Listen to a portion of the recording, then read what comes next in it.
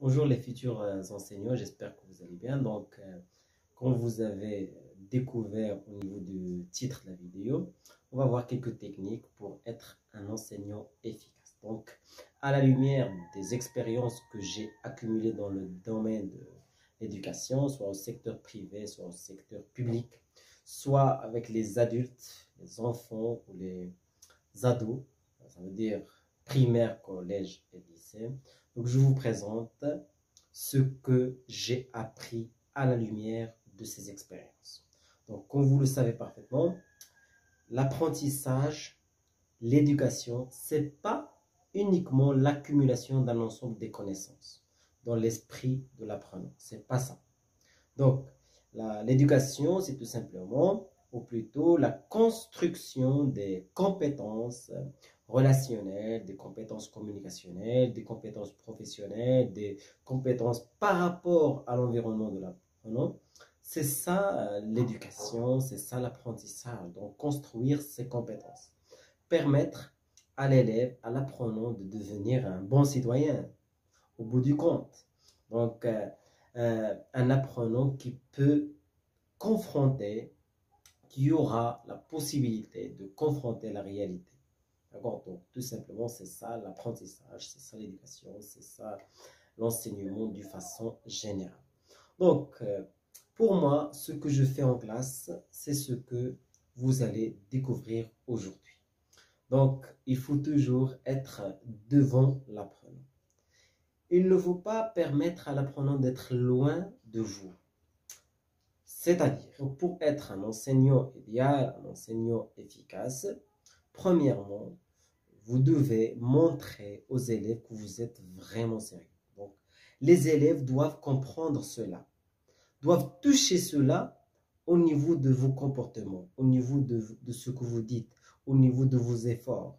Donc, quand ils comprennent qu'il s'agit d'un enseignant sérieux, ça va être un point important au niveau de la construction des apprentissages. OK? Également, il faut être ponctuel. On ne peut pas ne pas permettre à l'élève d'avoir accès à la classe après 10 minutes de retard et vous faites la même chose. Hier, vous êtes arrivé en retard et maintenant, vous interdisez l'apprenant d'avoir accès en classe parce qu'il est en retard. Donc, c'est inacceptable. Également, il faut toujours surveiller les élèves. Il faut surveiller les devoirs des élèves. Par exemple, je vais demander aux élèves d'expliquer le texte de Hugo, par exemple, le dernier jour d'un condamné. Donc, demain, je vais surveiller ce travail. Donc, je vais appliquer ça. Demain, à 9 h, je commence la surveillance, donc des motivations, des remarques, etc.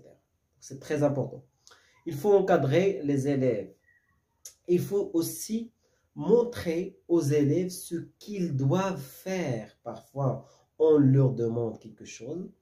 Les élèves n'arrivent pas à comprendre ce qu'ils doivent faire. Donc, ils restent les bras croisés. Ils chuchotent, ils vous perturbent, ils créent des dialogues individuels, etc. On est bien d'accord?